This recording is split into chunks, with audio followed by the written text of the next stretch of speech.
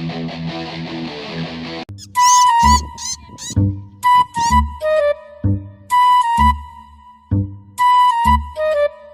के कुछ सालों बाद टुनटुनी गर्भवती होती है और फिर एक लड़की को जन्म देती है। हे भगवान, ये मुझे लड़की कैसे हो गई? मुझे तो लगा था बेटा पैदा होगा, हम दोनों के बुढ़ापे का सहारा बनेगा। हाँ टुनटुनी, मैंने भी ऐसा ही सोचा था कि हमें बेटा होगा, लेकिन सब किए कराए पर पानी फिर गया। भगवान ने हम लोगों को लड़की दे दी। अब तो ऐसा लगता है इस लड़की को उठाऊं और नदी में फेंक दूं, लेकिन मजबूरी है, ऐसा नहीं कर सकती। अगर मुझे लड़की को फेंकते हुए किसी ने देख लिया तो मुझे जेल हो जाएगी और मैं ऐसा नहीं चाहती। अच्छा टुनटुनी, अब क्या किया जा सकता है? भगवान ने अगर चाहा हमें अगली बार लड़का होगा। इसी तरह समय गुजरने लगता है। एक बार फिर टुनटुनी गर्भवती होती है और उसे एक लड़का होता है। देखो जी, आखिर हमें लड़का हो ही गया ना। हम लोग इसे पढ़ाएंगे, लिखाएंगे और एक बड़ा अफसर बनाएंगे। माँ, मैं भी पढ़ूंगी और स्कूल जाऊंगी।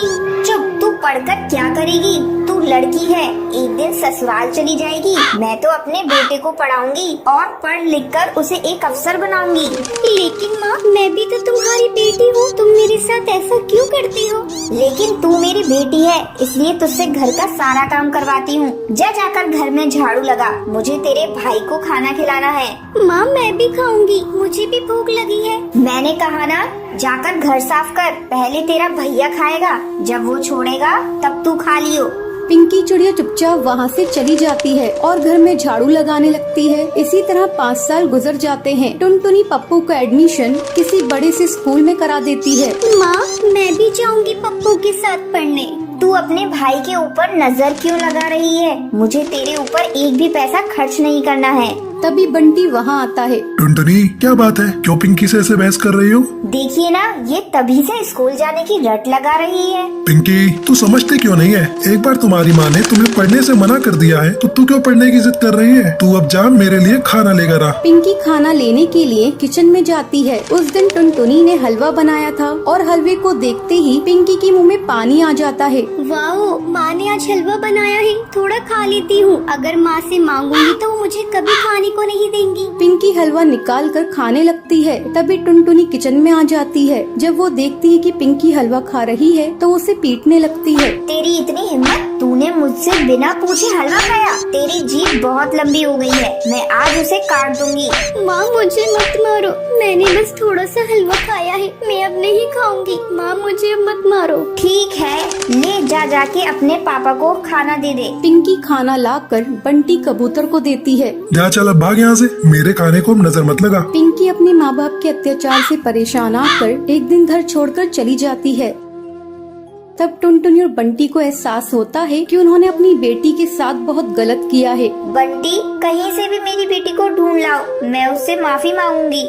हम दोनों ने उसके साथ बहुत गलत किया है। बंटी पिंकी को ढूंढते ढूंढते नदी किनारे पहुंच जाता है। वो देखता है कि पिंकी एक जगह बैठकर रो रही है। बंटी पिंकी के पास जाता है और पिंकी से माफी मांगता है। फिर सभी खुशी खुशी एक साथ रहने लगते हैं।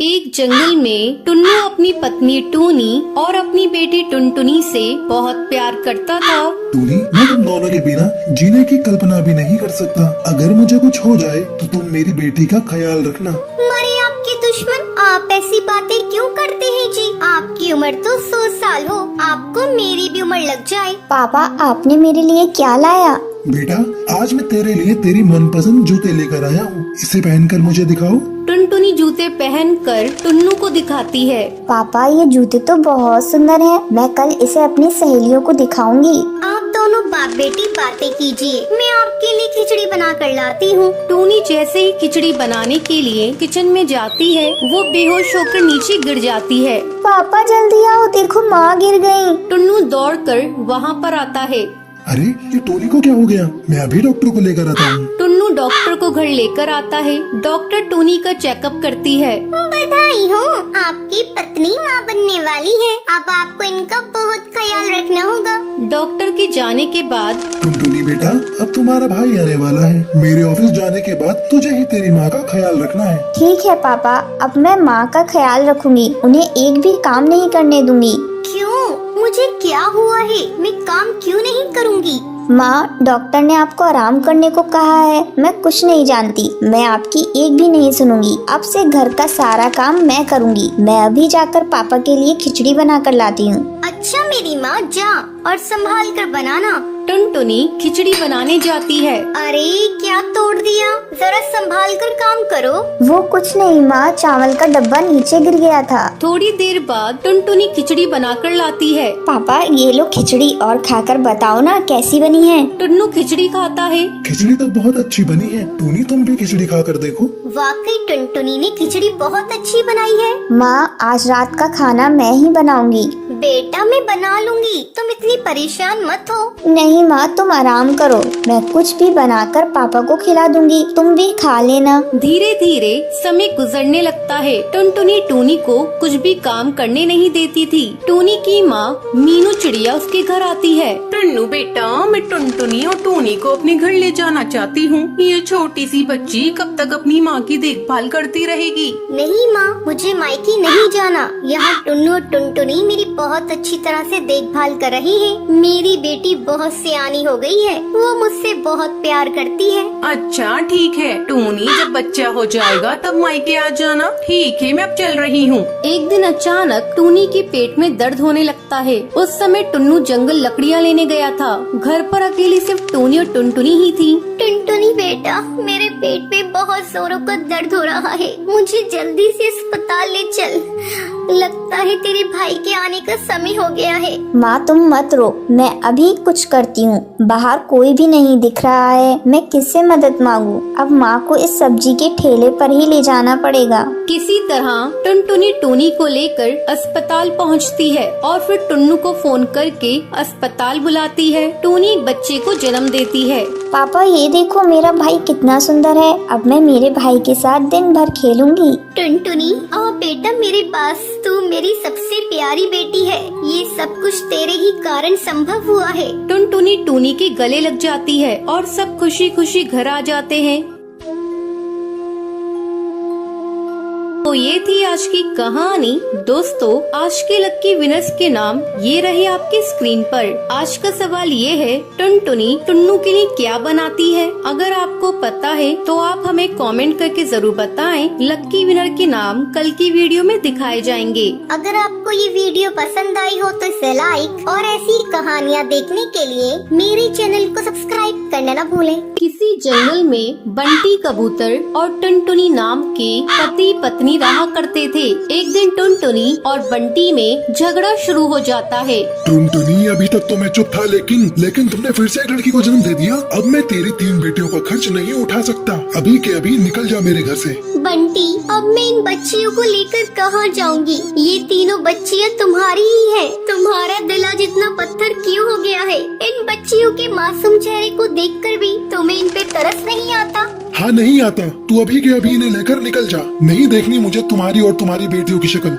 बंटी, आज तुम जिन बेटियों को घर से बाहर निकाल रहे हो, एक दिन तुम्हें इन बेटियों पर नाज होगा। मैं इन्हें लेकर जा रही हूँ। अगर तुम्हें एतराज ना हो तो मैं तुम्हारे पास वाले पेड़ पर झोपड़ी बनाकर उसमें रहना चाहती हूँ। जाकर रह ले, लेकिन मुझसे कोई वास्ता मत रखना। टुनटुनी उस पेड़ पर झोपड़ी बनाकर उसमें रहने लगती है और पड़ोस के घरों में झाड़ू पोछे का काम करने लगती है। एक दिन, माँ बहुत जोरों की भूख लग रही है, कुछ खाने को दे दो। अच्छा बेटा, तुम लोग यहाँ बैठ जाओ, मैं अभी तुम लोगों को खाना देती हूँ। टुनटुनी अपनी तीनों बेटियों को खाना खाने के लिए देती है। माँ आप रोज रोज सूखी रोटी ही देती हो खाने को। जब हम पापा के घर थे तब हमें खिचड़ी भी मिलती थी खाने को। माँ, पापा ने हम लोगों को क्यों घर से निकाल दिया? क्या बताऊँ बेटी, पापा ने हम लोगों को क्यों घर से निकाल दिया? तुम लोग जल्दी जल्दी खाना खा लो, मैं कल तुम लोगों को किसी तरह खिचड़ी बनाकर खिलाऊंगी। रात में सभी सो जाती है,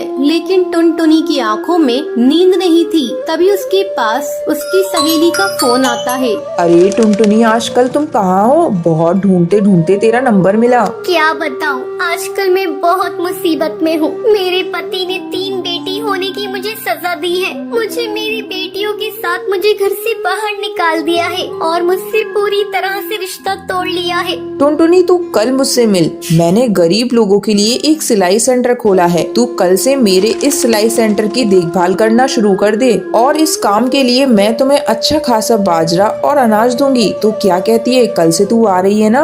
हाँ मैं कल आ रही हूँ। तूने मेरे इस बुरे समय में मेरा साथ दिया है। अगले दिन से टुनटुनी सिलाई सेंटर को संभालने लगती है। कुछ ही दिनों में टुनटुनी अपनी बेटियों का एडमिशन एक अच्छे स्कूल में करा देती है। माँ ये देखिए, हम तीनों अपनी अपनी क्लास में फर्स्ट आए हैं। हाँ बेटा, तुम इसी तरह मन लगाकर पढ़ना और एक दिन अपने माँ बाप का नाम रोशन करना। कुछ सालों बाद टुनटुनी की तीनों बेटियां पुलिस अफसर बन जाती हैं और अपनी माँ के साथ खुशी खुशी रहने लगती हैं। टुनटुनी का पति बंटी एक कुली था। वो नदी पार से आने वाले पक्षियों के सामान को इधर से उधर करता था। एक दिन जब बंटी काम पर जा रहा था, तब टुनटुनी उससे कहती है, अजी अपनी सेहत का भी ध्यान रखा करो। सभी किसी न किसी दिन छुट्टी लेते हैं, लेकिन तुम तो रविवार को भी काम करते हो। अरे पगले, अगर काम नहीं करूँगा तो घर कैसे चलेगा? तू तो माँ बनने वाली है, बच्चों का खर्चा बढ़ेगा। अगर काम नहीं करूँगा तो अपने बच्चों को अच्छी जिंदगी कैसे दूंगा? आपसे तो बात करना ही बेकार है। ये लीजिए पोटली, इसमें मैंने रोटी और चावल रख दिए हैं, समय से खा लीजिएगा। नहीं टुनटुनी, आज मेरी तबीयत कुछ सही नहीं लग रही है। कुछ भी खाने का मन नहीं कर रहा है। काम से आऊँगा तो खा लूँगा। बंटी बिना खाना लिए काम पर चला जाता है। टुनटुनी को क्या पता था कि बंटी से उसकी ये मुलाकात आखिरी थी। उधर बंटी बेहोश होकर बहती नदी में गिर जाता है और वहीं डूबकर मर जाता है। टुनटुनी भागी भागी अस्पताल जाती है।